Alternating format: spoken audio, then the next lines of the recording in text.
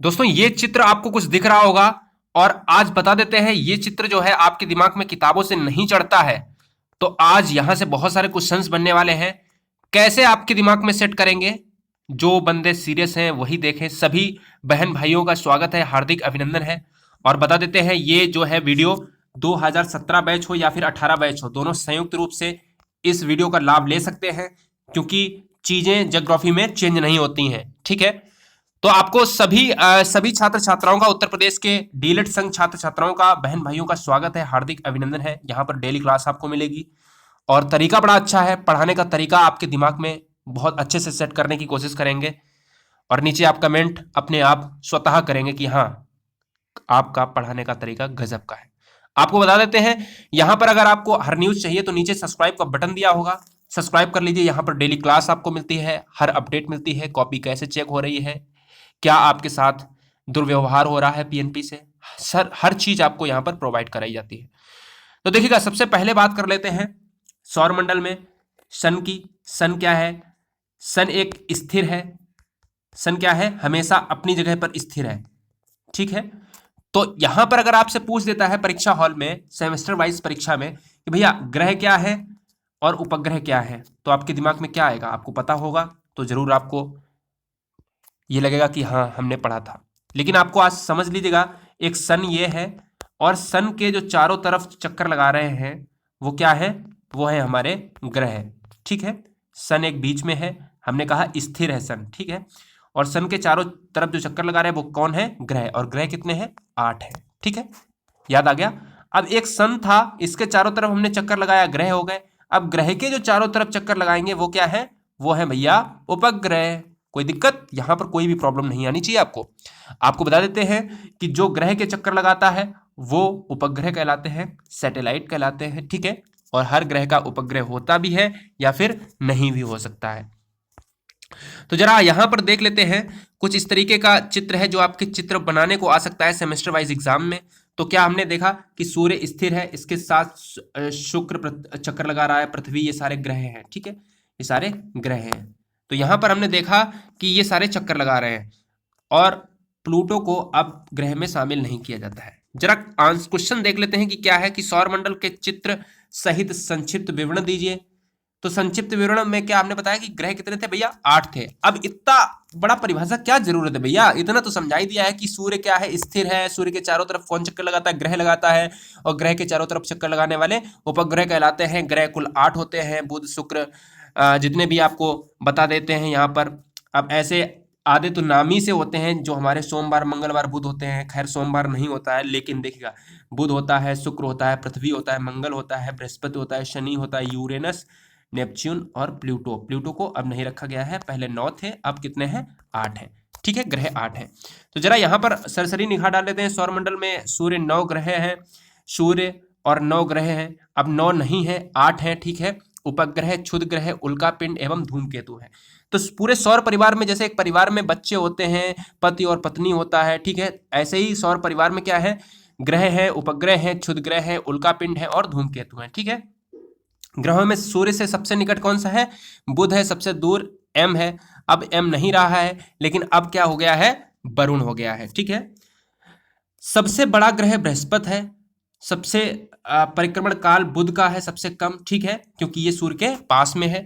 और इसके अलावा जो है आपको बताते हैं, बुध, शुक्र एवं प्लूटो, ये चंद्रमाओं की संख्या सबसे कम अर्थात शून्य है। यानी आपको बता देते हैं चंद्रमाओं से रिलेटेड क्या मतलब है इसका, कि जो ग्रह होता है उसका कोई ना कोई उपग्रह तो होता ही है।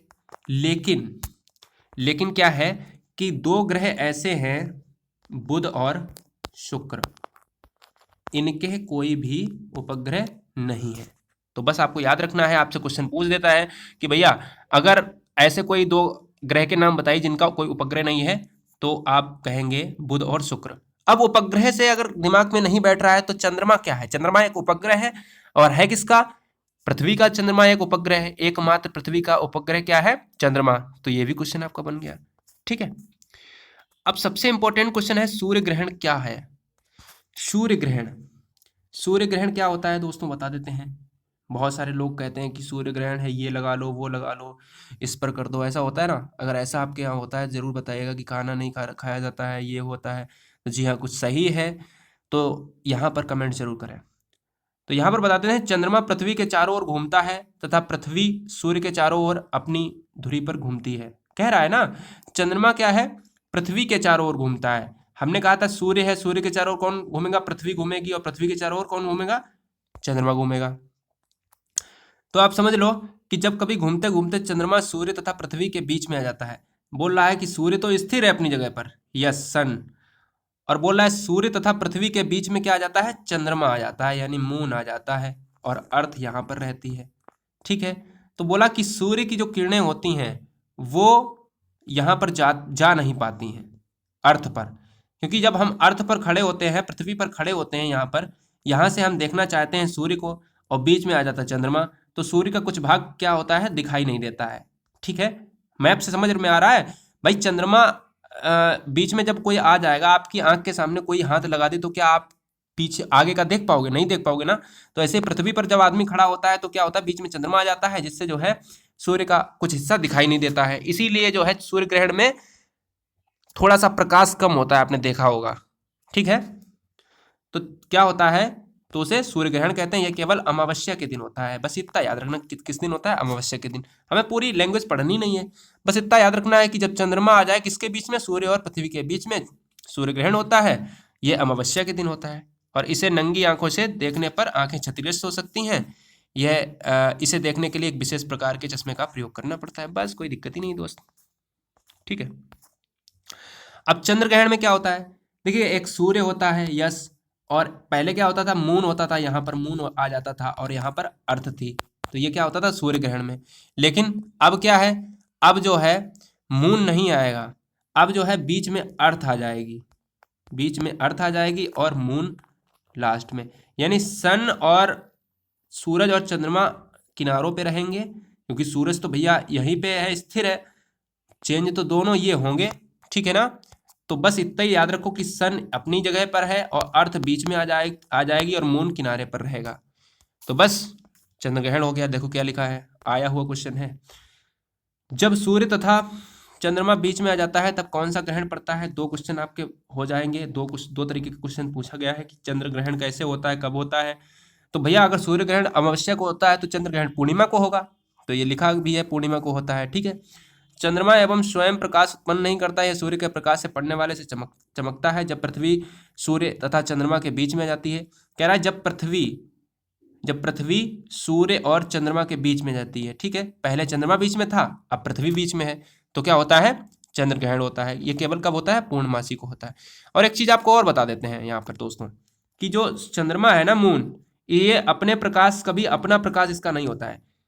जब भी कोई इसका प्रकाश होता है वो सूर्य का प्रकाश होता है, ये सूर्य के प्रकाश से ही चमकता है। जब इस पर सूर्य की लाइट पड़ती है और ये हमको क्या कर रहा है, रिफ्लेक्ट करके हमें देता है। ठीक है, ये याद रखना। तो ये कब होता है, पूर्णिमा को। सौर मंडल से आप क्या समझते हैं दोस्तों, तो सूर्य अपने परिवार का मुखिया है, अपने परिवार के सभी सदस्यों को ऊष्मा प्रकाश देता है। ग्रह, उपग्रह, क्षुद्रग्रह, उल्कापिंड इस परिवार के सदस्य हैं। सूर्य के मुखिया होने के कारण इस परिवार को सौर परिवार या सौरमंडल कहते हैं। भैया अपना परिवार, जो घर में परिवार एक होता है, माता पिता होते हैं, भाई बहन होते हैं, जो भी है, बीवी बच्चे होते हैं, जैसे आप हैं। ठीक है ना, तो यहाँ पर यार एक चीज बता दो, बिना लोगों के परिवार नहीं हो सकता है तो सौरमंडल भी नहीं हो सकता है। तो कहीं ना कहीं ग्रह भी होगा, उपग्रह भी होगा, क्षुद्रग्रह भी होंगे, पिंड भी होगा, उल्का पिंड भी होगा, उपग्रह भी होंगे, होगा ना। बस यही चीज तो हम बता रहे हैं उतनी देर से। अब पृथ्वी को नीला ग्रह, ये अपनी भाषा में लिखना है, रटना कुछ नहीं है, अपनी भाषा में दोस्तों। नंबर लाने हैं तो हमारे तरीके पे जाइएगा, ठीक है ना। पृथ्वी को नीला ग्रह क्यों कहते हैं, अब यार दिमाग लगाओ, नीला ग्रह क्यों कहेंगे, पृथ्वी पानी है ना, तो पानी का कलर कैसा है, नीला है ना। तो बस उस पर आप इतना ही अगर हमने बता दिया तो बस इतना ही कर दोगे। कह रहा है कि हमारी पृथ्वी जिस पर हम निवास करते हैं, यह भी एक ग्रह है। यह दूरी के क्रम में सूर्य से तीसरे स्थान पर है। आकार में इस सौरमंडल का 5वां सबसे बड़ा ग्रह है।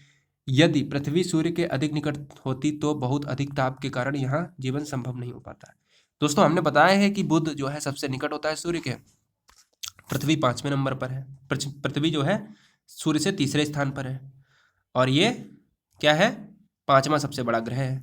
पृथ्वी एकमात्र ग्रह है जहाँ पर जीवन है। जीवन के लिए उपयुक्त दशाएं हमारी केवल पृथ्वी पर उपलब्ध हैं। इस दृष्टिकोण से हमारा पृथ्वी सौरमंडल में अनोखी है। पृथ्वी पर जल की मात्रा अधिक होने के कारण अंतरिक्ष में ये देखने पर नीला रंग दिखाई देता है, इसी कारण पृथ्वी को नीला ग्रह कहते हैं। यार पूरी डिटेल तो यहीं पे लिखी है। कह रहा पृथ्वी पर जल है, जल के कारण क्या होता है, अंतरिक्ष में देखने पर जो है इसका नीला रंग दिखाई देता है, इसी के कारण जो है पृथ्वी को नीला ग्रह कहा जाता है। ठीक है, हो गया ना। अब दोस्तों यहाँ पर अगर इस वीडियो को कैसा लगा आप हमें जरूर बताएं और नीचे कमेंट करें कि आप वीडियो किस पर चाहते हैं। और वीडियो जाने से पहले एक लाइक दे देना, ठीक है, एक लाइक दे देना। सभी बहन और भाइयों से रिक्वेस्ट है हमारा, क्योंकि आपके लिए ही हम काम करते हैं। आप जैसा चाहते हो हम वैसी वीडियो लाते हैं, ठीक है। और नीचे टेलीग्राम ग्रुप की लिंक दे देंगे, चैनल को ज्वाइन कर लेना। और अच्छी बेहतर स्टडी प्लान के लिए अपने सुझाव नीचे कमेंट बॉक्स में ज़रूर दें, क्योंकि आपके प्यार के आकांक्षी रहते हैं हम, और इससे ज़्यादा हमने कुछ सोचा ही नहीं है। वीडियो में आप लाइक करें या डिसलाइक करें कोई फ़र्क नहीं पड़ता है, बस आप वीडियो देखते हैं, आपके क्वेश्चंस हल होते हैं, यही हमारे लिए सबसे बड़ी चाहत है आपसे। फिर मिलेंगे नेक्स्ट वीडियो में, तब तक के लिए जय हिंद जय भारत।